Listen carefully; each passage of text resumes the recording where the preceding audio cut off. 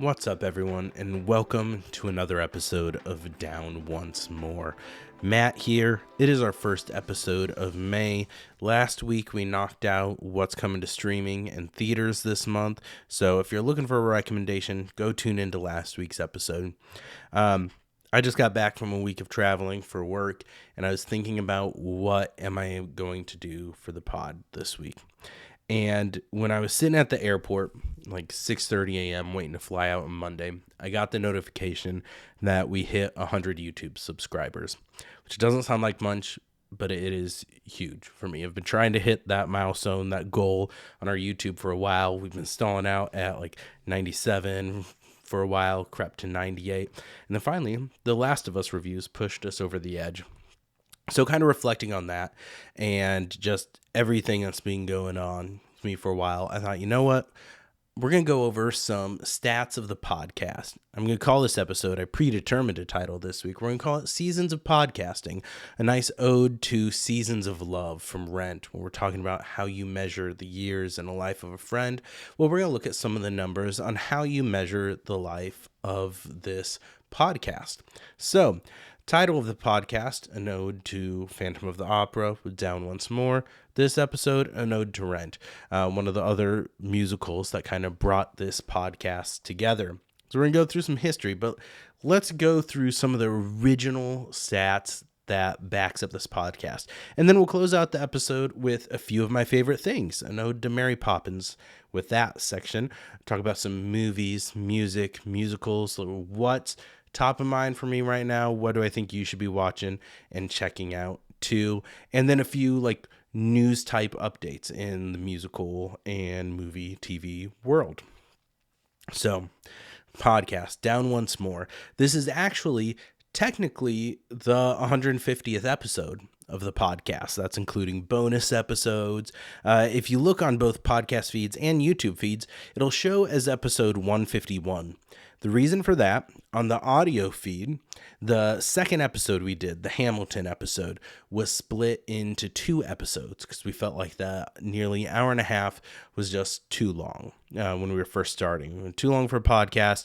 We wanted it to be in two separate audio episodes, but we released it as one on YouTube.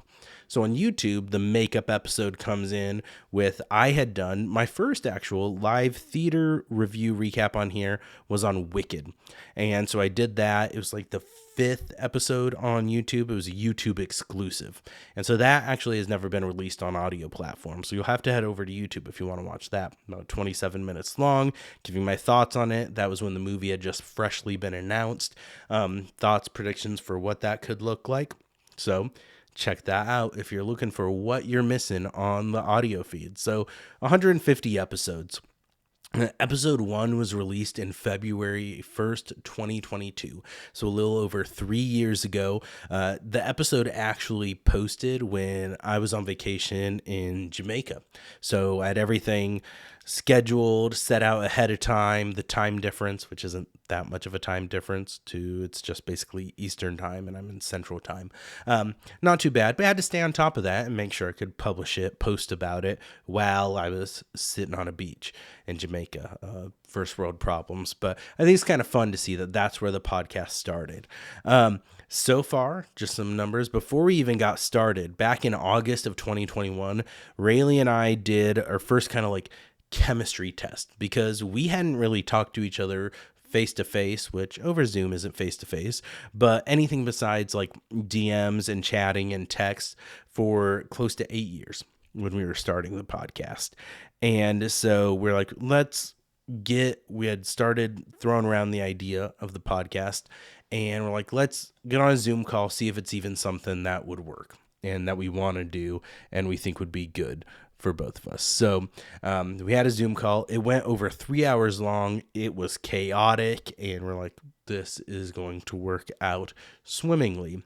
And so then the rest was history. I do still have all the recorded footage of that Zoom call. Maybe one of these days I'll edit some chunks of it and we'll post it out on here. Maybe on our 4th anniversary, something like that. But that still exists and is in the ether. We have done 14 reviews of live theater that I've done on here. We've done 36 musical movie reviews. Our very first one was The Phantom of the Opera. And then our most recent one was Jesus Christ Superstar that Brad and I did. And so we've done 2 series weekly recaps. So we've done House of the Dragon and The Last of Us, 2 HBO juggernauts, kind of a sign of how the podcast has been evolving. They say in all the good podcasting signs that what you want to do for a podcast is find your niche, find your wheelhouse, and stick with it. What I've decided to do with this is to throw that to the wind. Variety is the spice of life, and really just the things that I'm passionate about and that jump out are what we're going to talk about and what we do on here. We've done some failed kind of, they were fun, but we've done some game show type stuff with Finish the Lyrics. We've done some segments like vocal warm-ups, we called it, where we have a minute to fire off 3 takes, 3 stories as quick as we can in succession. My brilliant plan behind that was to turn those 1-minute sessions perfect length for TikTok, Reels, Shorts, all that fun stuff. The number of Shorts, Reels, TikToks made from vocal warm-ups, 0. Because one thing I didn't consider going into this was when you have a full-time job and a life and everything else on top of that, how much time goes into marketing, editing, clipping, promoting, all that stuff. And so I've taken the approach of doing basically none of that. If you follow us on TikTok, you've noticed there hasn't been anything posted in a hot minute on there, but this is where it's at. We're doing weekly podcasts and we're doing what's hot and in the streets, right? We're still keeping musicals at the heart. I've started doing some top 20 lists. So I've done top 20 duets. I've done best musical openers, top 20 songs that hit you in the feels, the things that just resonate and are there with me. But let's get back to the podcast by the numbers. I have been in 148 episodes of the podcast, counting this. So every episode except for 3. Rayleigh has done 3 solo episodes and been in 41 episodes in total. So 38 of us together, 3 of them solo. Brad has stepped up. He's joined and he's been on the podcast for 19 episodes. And then we've had 2 bonus episodes. I was joined by my friends Steve and Rachel. One where we did a Succession mega series recap after the series finale of that. And one where we talked about Fast X or Fast 10, if you want to be lame and call it by what it's actually named. No one wants that. Same with like the iPhone 10. It's the iPhone X. Everyone knows that. We've done 1 recording platform change. We originally started out recording on Zoom, and then Zoom started cracking down a little bit more with your recording time limits. So did some research and switched over to Riverside FM. Been recording on there the last few years. I think our first episode on there was maybe the Moulin Rouge one. I don't know. We've always used Buzzsprout for publishing it, and I've always used Movavi for editing it. And did some research. It's worked for what I need it to be. Since the beginning, I have been, and this is just in the past year, featured as a guest on 2 podcasts. I was on the Diary of a Swiftie pod to talk about all that well and, all too well. Can't get that wrong. To talk about all too well.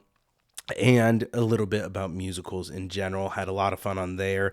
I joined Bruno Frasca on the Brewcast on that to talk a little about the podcast, musicals, pop culture. I had some fun on there as well. Over the time with stats, I've gone through 2 podcasting mics. Brad is the owner of my former podcasting mic. Went from a Blue Yeti to now a Shure MV7. And for all the people that really care about that, multiple cameras. I'm a sucker for trying to get new things and what I think is new best things. I've got a super fun light set up in here. I've had one, I think it's over this shoulder, 1 fuck off sign in the background that I love, near and dear to my heart. Thanks to Brad, we have the nice poster with all the things Broadway musicals have taught me. Highlights on there, some of my favorites. Hasadiga Ibawai, and everyone deserves a chance to fly. Just good call outs to have on there, right? The podcast, we've been moved to 2 locations here. We originally started out on the living room with a TV tray. Now I have turned a spare room into still a spare room, as you can see with the bed in the background, but also is my office when I worked remote, and is now my podcast studio primarily. I've held 3 jobs during this. I started in one, changed careers, and then promoted into a management role. So all that kind of feeds into all the real world, real life stress that goes on outside of it, and things that you don't always think about when you're like, it's going to be great to start a podcast.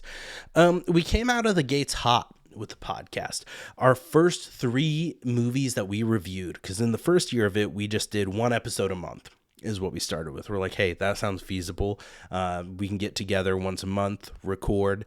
And then eventually I'm like, after year 1, I want to grow the podcast. Passionate about it, really enjoy it. Like, let's start doing weekly episodes. And we decided we'd do 2 together and then 2 solo ones from one of us during it, Rayleigh and I. And how we usually, to make recordings work, because life is crazy, as we've established, we would record both our joint ones at the same time. So back to back. We had one that was just usually a random off the wall ones, and then our kind of movie review.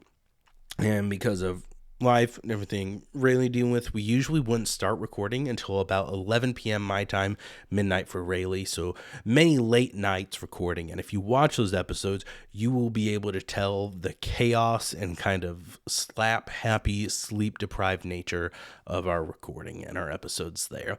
But yeah, we came out the gate strong with Phantom, Hamilton, and Rent as our very first 3 episodes on here. So nothing like getting the heavy hitters out of the way and keeping people, giving them something to look forward to and stay on the hook for. We still have a ton that I'm really excited to talk about that will be coming up eventually on the podcast. Make sure to stay tuned on that and let us know in the comments on YouTube or on Instagram, DMs. Let us know what you want us to review next that we haven't done, either me solo, bringing in Brad, and maybe some other special guests on the horizon. Reaching out to a few people to see about getting potential celebrity guests on here. So got to shoot your shot, right? Our shortest episode of the podcast has been 12 minutes and 30 seconds. It was a mini episode. It was the final episode of 2023. Banking some of those episodes. It released on December 27th, I think. So on vacation, Christmas, in-laws, had to record it ahead of time, have it scheduled ready to push out. And that one I kind of recapped the pod's best of 2023. So shortest episode. Our longest episode came in at 1 hour and 56 minutes and 7 seconds, and that was the Succession mega series recap that I did with Steve and Rachel. We're talking about an entire series of a show. It's going to take some time, but we have had multiple runners up to the longest episode in the 1.5 hour range. A couple movie reviews and just chaotic ones with Rayleigh, Brad, or I. The ones where it's just me, I can only talk so much. I know you all can only listen to me for so long, so those usually don't go more than 40 minutes or so max. So far, knock on wood, we've never missed a release date, even if it's times like now where it's 9 p.m. and the episode goes live on audio platforms as midnight, and I'm just now recording the day before, 3 hours before the episode's due to go live. Never missed a release date. Even when all sorts of stuff's going on and life kicked in the nuts, we've still been here week in, week out. Consistency is key. The latest an episode was edited and pushed out was probably actually our Last of Us Season 2 premiere review. That one, I didn't get done recording that and edited and have it posted until about 2 a.m. because I had a concert that went until 11, had to come home, watch the episode, recap, record, edit, push it out. Long one. Our highest viewed episode on YouTube is Shrek the Musical National Tour review. That one was a juggernaut. I reviewed it. We were the, I think, second stop on the tour. They just revamped the production. The showrunners and the creators did, revised some songs, changed how it was staged, and it got a lot of flack. That production saw a lot of growth as it went on, even with just the costuming and the set design, as they went further on the tour. I think we were the second stop, so it was one of the first reviews out there. That episode has over 4.4 thousand views. I'm super proud of that one. Had interactions with Nicholas Hambrook, played Shrek, Neftali Curry, who played Donkey, and the music director, and a lot of fun interaction with that one. Lots of interaction in the comments. People love it, hate it. Who I'd Be from Shrek the Musical, one of my favorite musical songs to this day. On the other side of that, our lowest viewed episode on YouTube is my streaming recaps and Broadway versus film episode. It was from January 18th, 2023, and it was the one where I actually did the recap of The Last of Us episode 1.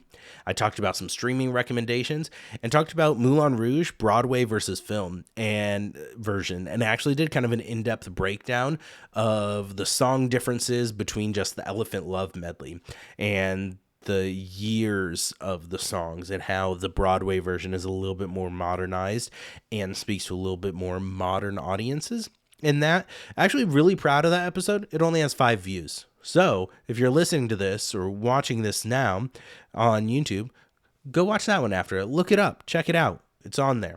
Our most downloaded episode, audio version, is our review of Team Star Kids' Twisted, episode titled "A Song is a Prelude to a Dick." If you've seen the musical, you know it. If you haven't seen the musical, go watch it.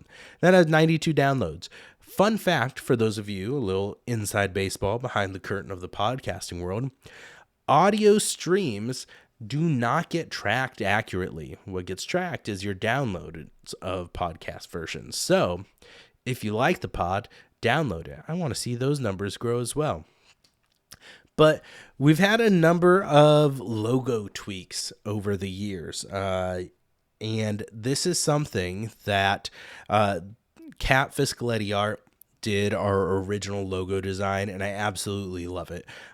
She absolutely nailed Rayleigh and I's kind of avatars for it, the aesthetic, incorporated all the elements I asked about. You know, if you look at it, I'm wearing Connor, the Dear Evan Hansen's cast that says Connor on it from Dear Evan Hansen. I'm wearing Mark's sweater from Rent. Rayleigh is wearing Mimi's pants and boots from Rent, and Christine's cape from The Phantom. We've got the elephant music box from Phantom of the Opera there going downstairs. It's a fantastic logo. Absolutely love it. But as time has gone on, Rayleigh's been dealing with some personal stuff, taking a step back from the podcast. Brad's been in more episodes and featured on the podcast. I feel like the logo is not really an accurate representation of where the podcast is out at now. As much as I love the avatars, I'm leaning towards getting rid of the avatars and just going with something that still incorporates those elements from Broadway musicals that we love and are very important to the podcast, but also pull some more things into it. So if you're a graphic designer or a digital artist who wants a challenge, would love to commission a new logo and artwork for you, because Kat Fiscaletti Art, as great of a job they did, kind of taking a step back from doing art and commission themselves. So I can't get an update that way, but I do want to get it updated. I am not artistically gifted. So be part of the pod, give you a shout out. Would love to see you guys' takes and designs and work on creating a new fantastic aesthetic. Because as much as just having the title Down Once More and the letters, I've played some with the blocking of that and throwing it in here. I've thrown actual images of myself, Brad, and Rayleigh in the logo throughout it. I don't love any of those choices, and I want to take the pod a step further and improve that. So those are some by the numbers of the podcast. Hopefully you enjoy kind of that look and that peek behind the curtain. I still really enjoy doing this. There are definitely some days where I don't feel like it, and putting on a smile, coming, recording, and then knowing that I have the work of editing and trying to promote it and dealing with some of the comments on YouTube or the feedback or just seeing episodes that get 5 views or not much traction or reaction, it can be discouraging. I'm someone who overthinks and takes things personally, so there have definitely been times where I've wanted to give up and it's been hard, but ultimately it's something I'm talking about, things I enjoy, things I'm passionate about. Coming up with topics and kind of producing it in that way can be a struggle, especially dealing with creative just drought. But I still really enjoy it and appreciate all of you who take the time to reach out. All the things you could be spending your time on that you choose to either watch it or listen to it. Really appreciate you all. And hope you stick around for what's to come, because I think we're just getting started. And I hope you enjoy the randomness. Like I said, I want to have something for everyone too, because my tastes and the things I like are very kind of eclectic and diverse. It's not going to sound like it when I go through my favorite things here in a bit, but it's true. And so that's why I always throw time codes on here as well. If there's something you don't care about or doesn't jive with you, skip it. Go to the next section. Skip that episode. Go to the next episode. If musicals aren't your thing, hey, hopefully you enjoy our Last of Us reviews or House of the Dragon reviews or just the look at what's coming to streaming in theaters. I think having it all in one place can be helpful, and so hopefully you enjoy that. But that's it. That's it for the sentimental look back podcast stuff. Let's go, before I get into my favorite things, just a few kind of notes, order of business.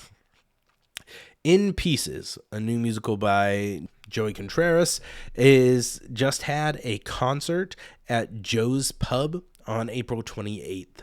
In Pieces is one of my favorite things right now. The deluxe edition of their highlight album.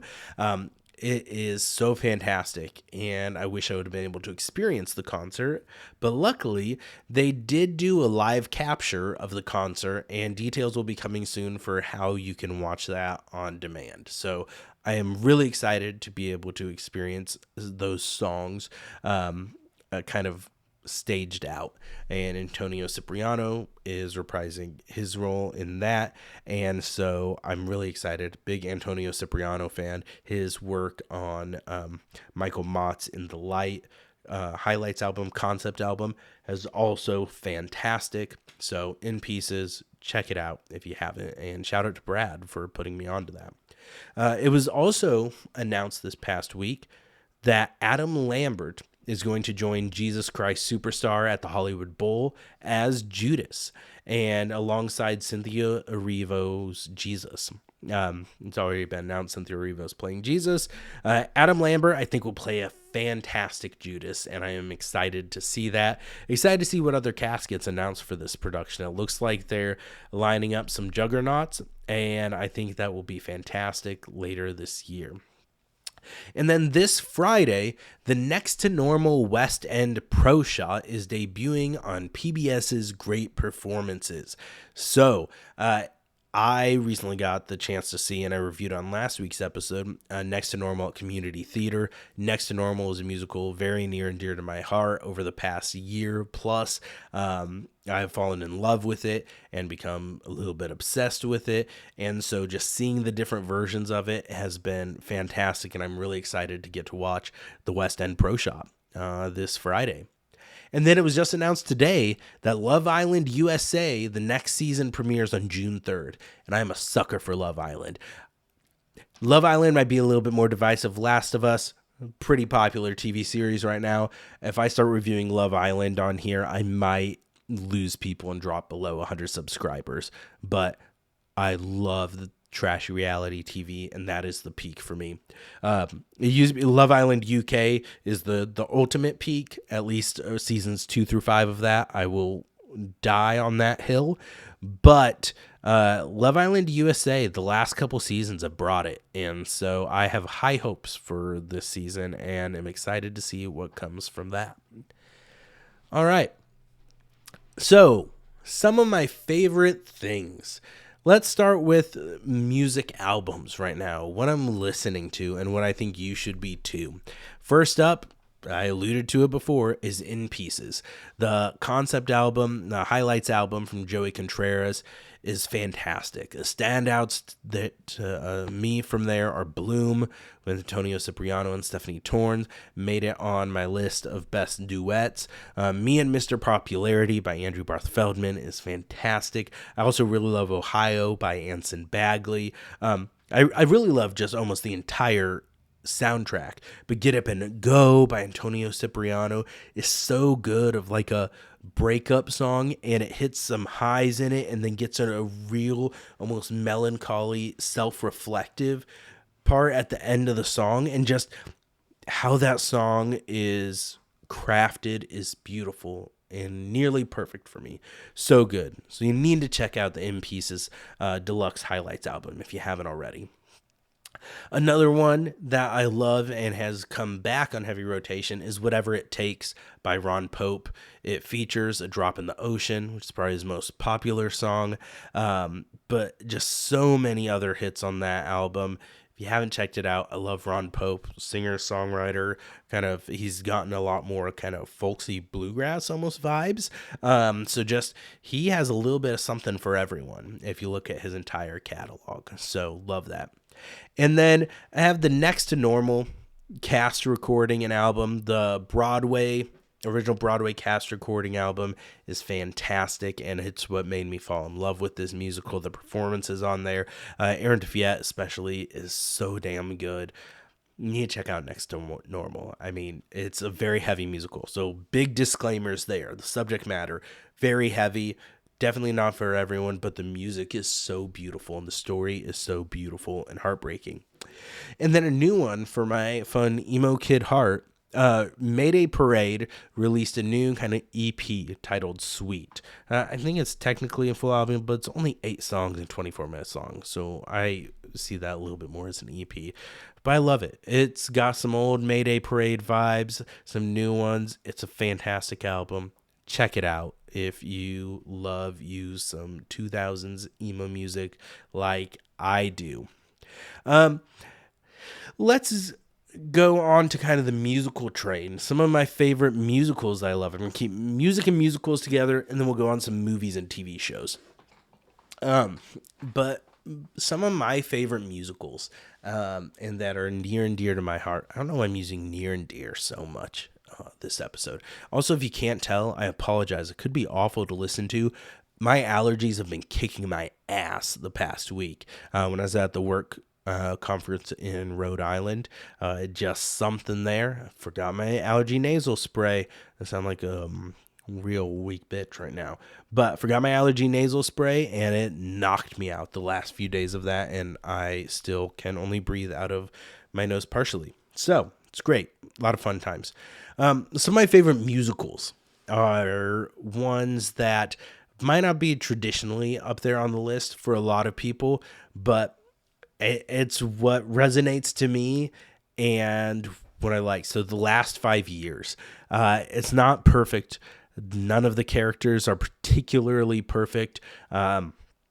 People really hate the character of Jamie for some of the arcs that he goes on, which is fair. He does some real shitty things in the musical, but I like it because it tells a messy relationship and these flawed people that you see. It's not an ideal situation.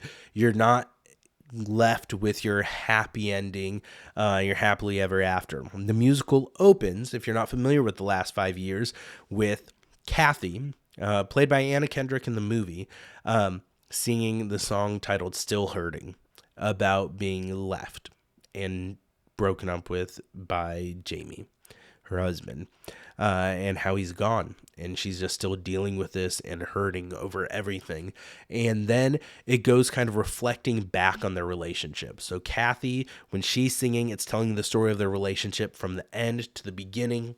And then Jamie comes in and he's singing. He's telling the story from the beginning to the end. So it goes kind of back to back. Kathy sings a song at the very end. Then Jamie's singing a song from the very beginning. And then Kathy just when they're almost at the end. And then Jamie a little bit further into the relationship. And I love how it's told in that kind of broken up story with the different timelines. and I love it. It's near and dear to me. The movie performance, I am a sucker for Jeremy Jordan performance, and Jeremy Jordan is so good in this role. But I will say, like, I've seen people who love the original Broadway cast version, liking that version a little bit better. But my first introduction to this was through the movie, and so that's what I've fallen in love with, and what's near and dear to me. And next to normal, I'm not going to go on too much about it more because I talked about it in music. But next to normal is another one that's up there for me just because it's not a perfect story. It's not necessarily a happy ending. It's these flawed people dealing with real world heavy shit. It's not living in a fantasy world. And that's kind of what I'm going to contradict myself a little bit here, but that's kind of what I gravitate towards in musicals, the kind of messy, not perfect, a little bit darker musicals, if that makes sense. And so I love this story. I love this musical. It's up there for me. Next has got to be Heathers. I really enjoy Heathers. It's coming back to New York City in May or June this year for performances. It had a successful run on the West End. They did a pro shot for Roku. Weird streaming service for it to be on, but it's on Roku. You can watch it. I love the music. It's the adaptation of the dark comedy from the 80s. People either love it or hate it. It's not perfect, but there's some of the songs that I just absolutely adore. Love the Our Love Is God, 17, Freeze Your Brain. There's just all these dark undertones and things going on, and almost a sense of dread and just dark humor. And I love it. None of the characters are perfect. They're all flawed. Is it cheesy at times? Absolutely. But is it catchy as hell and beautifully written? Yeah.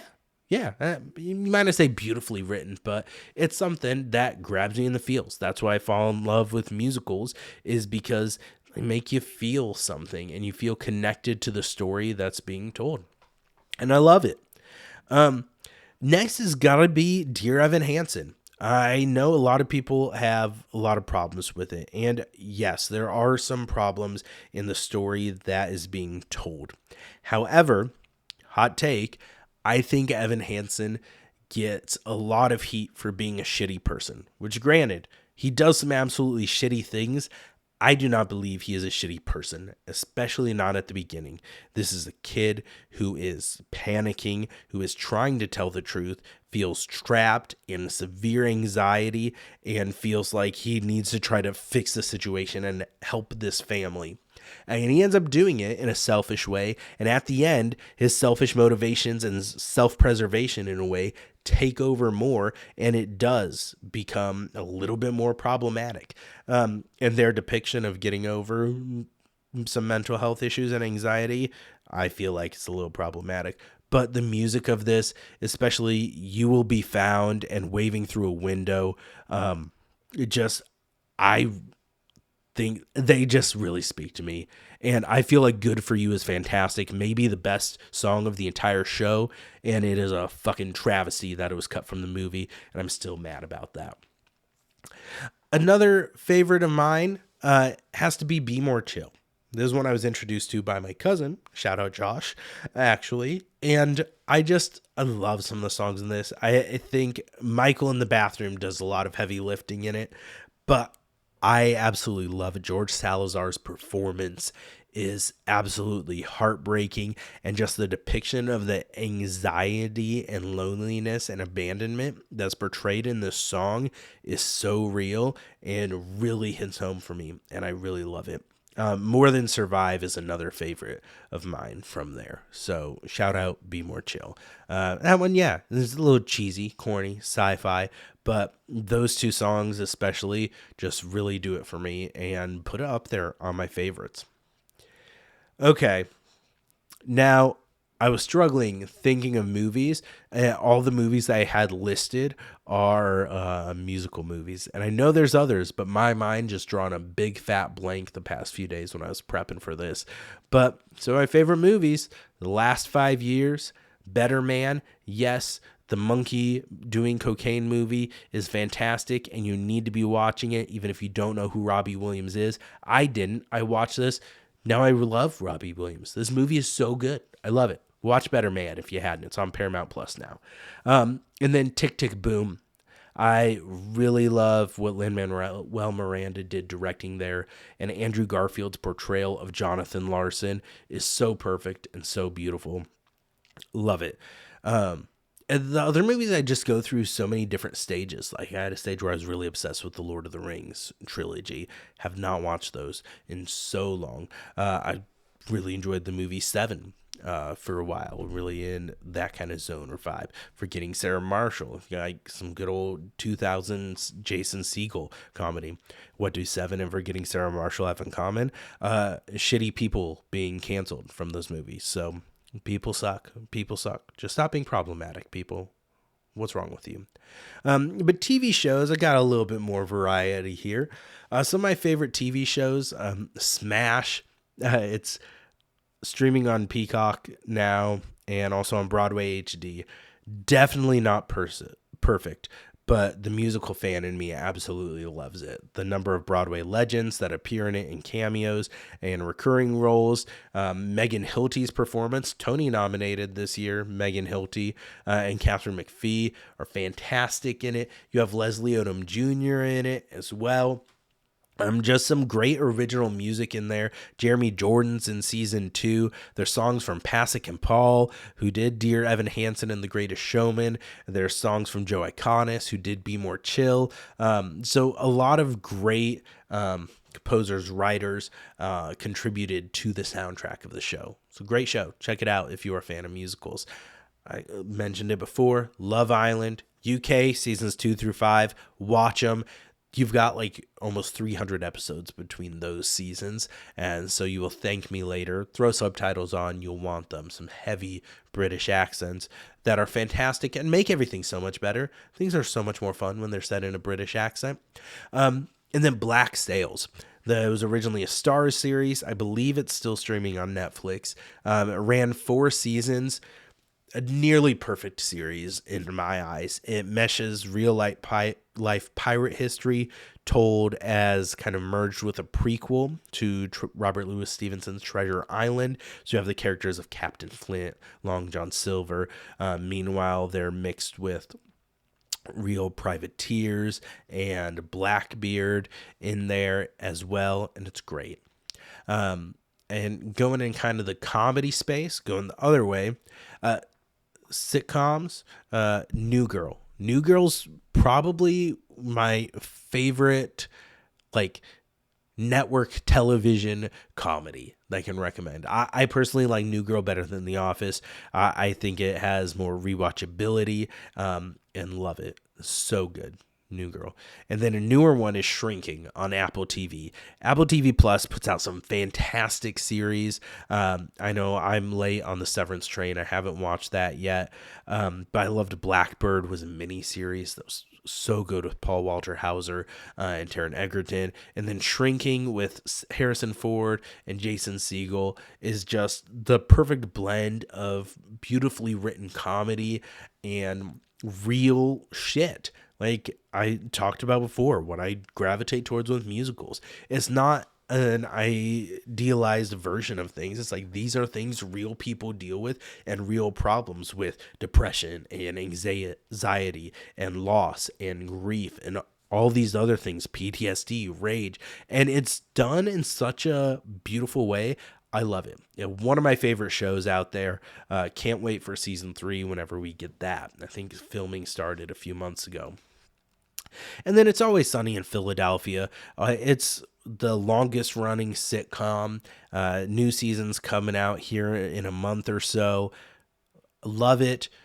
Yes, there are episodes that have been removed, but this is not supposed to be a story about good people. This is about the shittiest people there are. They're garbage people. They know they're garbage people. They don't always know they're garbage people. But you, as an audience member, know they're garbage people. And they're not people that should be idolized in any sense of the world. But I love It's Always Sunny. It's a good comfort show for me. And then another recent one that I've really enjoyed is The Bear. Season 1 especially. Season 2 took a little bit of a step back for me. Personally, it has some absolutely beautiful episodes that probably topped season 1.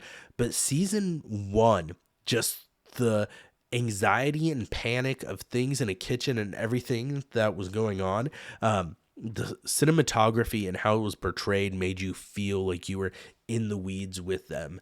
And I've never felt so much stress watching a TV show in my life, but it was so good. And I love when things just shoot food in a beautiful way. That makes sense. That's why The Menu is one of my favorite movies too.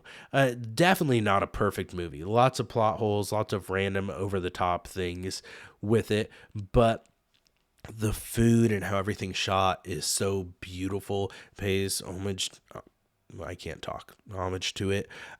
And Ralph Fiennes does such a fantastic performance in it. So does Anya Taylor-Joy. And Nicholas Holt's character, as much as you hate him, is also fantastic in it. But I really enjoy The Menu.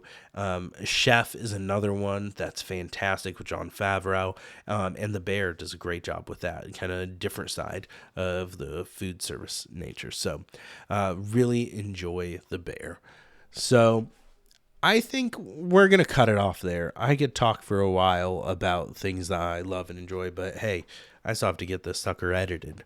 But I think sometime I got a new toy because I said I like new things. I always get unnecessary accessories. I have my fun arm that I have my podcast mic on, and it was really stupid of me to do that because that's going to probably sound like shit if you're just listening.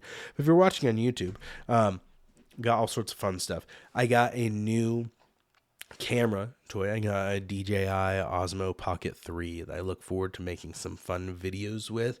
I might do a podcast setup tour and throw that on YouTube as a short. If you're interested in that, tune in there.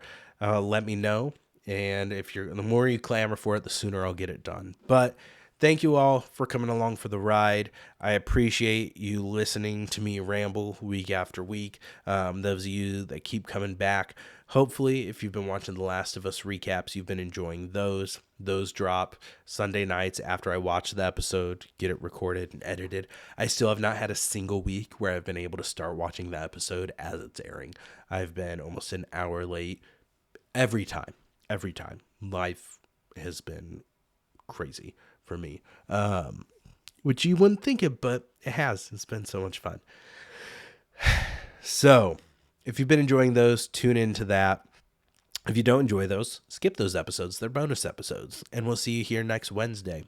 So audio episodes release every Wednesday at midnight, so you get a little bit sneak peek if you're up early and like the audio version. Again, download them, Apple, Spotify, Amazon Podcasts, wherever you listen to podcasts. Midnight drops for those, and then YouTube, 6 a.m. Central Time. So if you're watching, extra shout out to you, and drop a comment in the YouTube it's not live, in the YouTube comments. Let me know some of your favorite things and that you made it to the end of the episode, because I want to shout you out. Like I will... Next week's episode, I will shout out everyone that comments they made it to the end of the episode.